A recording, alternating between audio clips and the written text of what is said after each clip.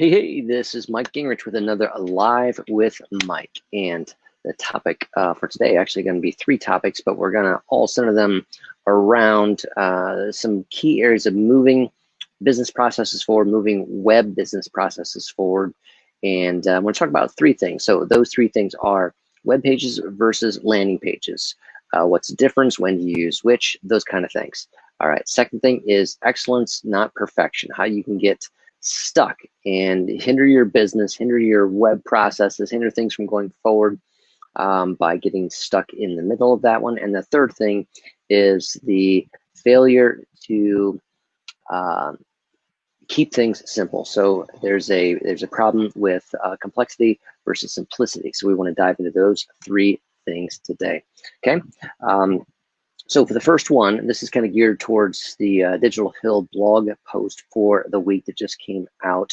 So if you go to digitalhill.com/blog or go to the site, click on the resources button, you're going to come to this post where we talk about the difference between web pages versus landing pages. All right, I want to keep this short, try to keep it simple. When do you use, what do you use, that type of thing. So you're going to use web pages more often, more frequently, because that's going to be the copy for your website.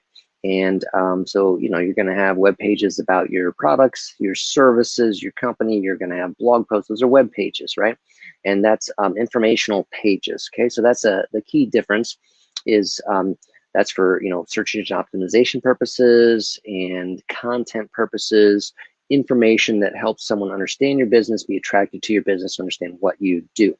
That is in differentiation to a landing page, which is basically has one sole purpose: to try to create some type of conversion that is an immediate sale, an immediate sign up, an immediate registration, those types of pieces. So that's the key difference. You're going to use web pages much more frequently. You're going to have them on your website. That's a part of the whole of the website. You want to continue to grow web pages, expand your web pages, have products, details on there, that type of thing. And then the other piece is to have sometimes you're going to use a landing page when you want to have a express purpose. So for example, someone wants to sell a product, but they want that person to immediately buy right then and there on the web. Okay, not necessarily, you know, learn about a product and then come into your store, learn about a product and, you know, add it to the cart and do some other shopping. This is a individual product, and you don't want any distractions. You want them to get this product now. That's it. That's when you use a landing page. And so the difference between those two is that oftentimes a landing page might not be part of your normal website. It could be, but it's going to maybe look different, because typically with your website pages, you have navigation, you might have, you know, other places where they could go to, where a landing page, you're trying to get them to do a specific thing. You just want them to follow this train of thought and buy, purchase, sign up, register. And so you get rid of anything else in terms of, you know, header navigation, footer navigation, getting to other pages.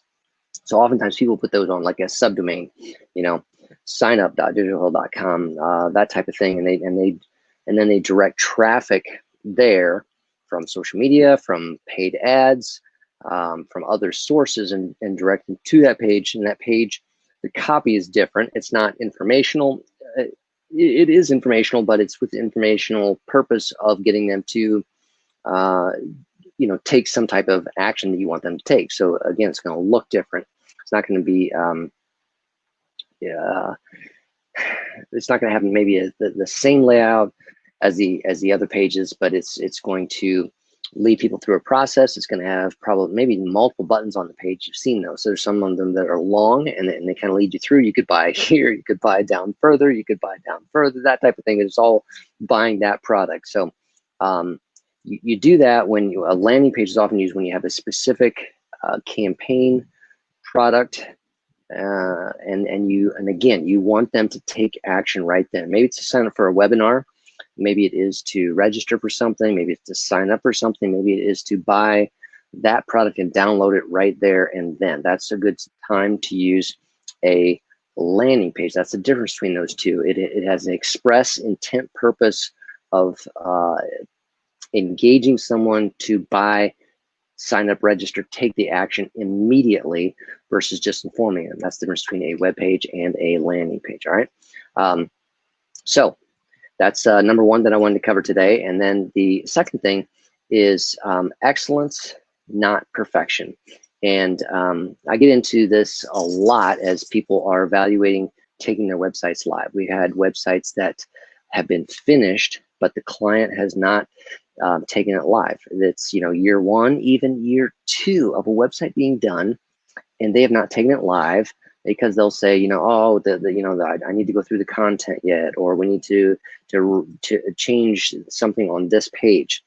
Meanwhile, what they have up on the web is, maybe a 3-5-year-old crappy website, and this one at 98% done is 1,000 times better than what they have, but they won't do it because they're stuck on finishing this piece. And so that's a failure to get going. That's a failure of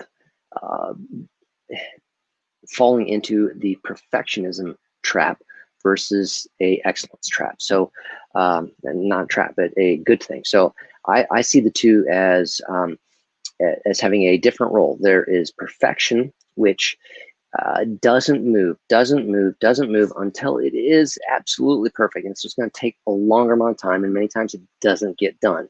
And excellence is saying, hey, this is so much better than what we have. This is really good. We can tweak it a little bit later going on, but let's get this thing live. That's excellence. It looks good. It's ready to go, and you want to take it live. So operate with excellence, not perfection mindset, because if your marketing is stuck in perfection, it's never going to happen. It's always going to be waiting, and you're not going to get it done. You're not going to market. Your sales process, if it's too much stuck in perfection of the process or launching the process, you're never going to get it done. If your email nurture series doesn't launch until it's perfect, it's never going to get done. So the problem in business and on the web with these pieces is that people aren't launching things that are very good and so much better than anything they had before because they're stuck in a perfection mindset. So don't get there. Think through taking action. Get it to that it's really good, solid, excellent, good, and take it live. Don't wait for perfection. Excellence, not perfection. Okay. And then the third thing that I want to cover is simplicity versus complexity. All right. So you've seen the marketing slogan by Nike, just do it. Okay. That's simple. Okay. Complex version of that would have been to have a one that says instead of just do it, it's just practice every day, be in the gym early, leave the gym late, and do these things with strength training, and then you'll be number one. Okay. That is a complex statement expounding upon just do it. Okay. What's the power of just do it? 3 words, very simple, very broad, but you can pull meaning from it, and it's catchy. All right. So in the same way, we're seeing businesses can get stuck in their business processes by looking too much at complexity and versus keeping things simple. For example, we have a build a product tool, and it allows a lot of manufacturers, for instance, to create a tool on their website where consumers can go and make selections to kind of customize that product that they want, whether that's like a kitchen, the exterior of their house, a trailer, a boat, all those kinds of pieces there, and make those selections. So what happens is in the business process realm, in the web there, is when a business decides that, oh, we need to have this rule that if they do this, it subtracts this, and if they do this, then it needs to subtract this, this, and this, and we need to add this rule. And so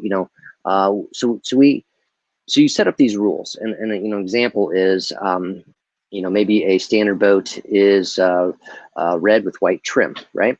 And then you create a rule that if they select the sport package, it is now blue with silver trim. right? So that it replaced that. That's the rule. Um, and so you set up rules in the system. But what we have is, you know, a couple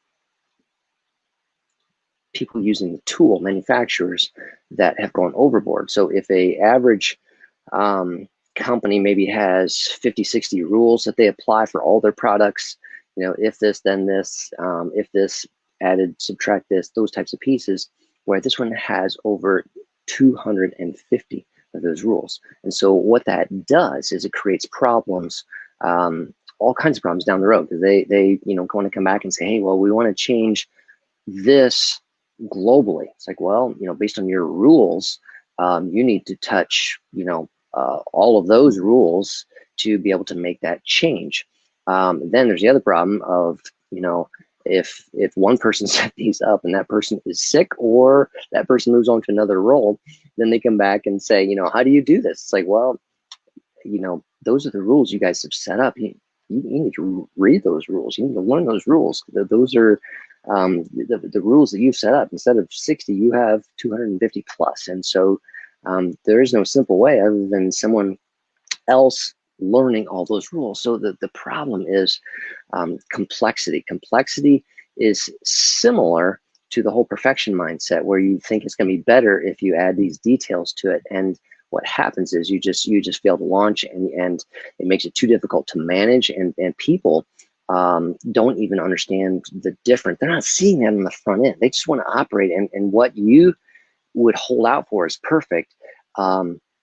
The consumer isn't even necessarily looking for on the website. They think this is spectacular what you have at the good level, if you would just allow that to go forward. So be careful with your business processes there. Think excellence, not perfection. Think simplicity, not complexity, so you can move forward on those pieces. And then hopefully you can get an idea of the difference between landing pages and web pages. All right.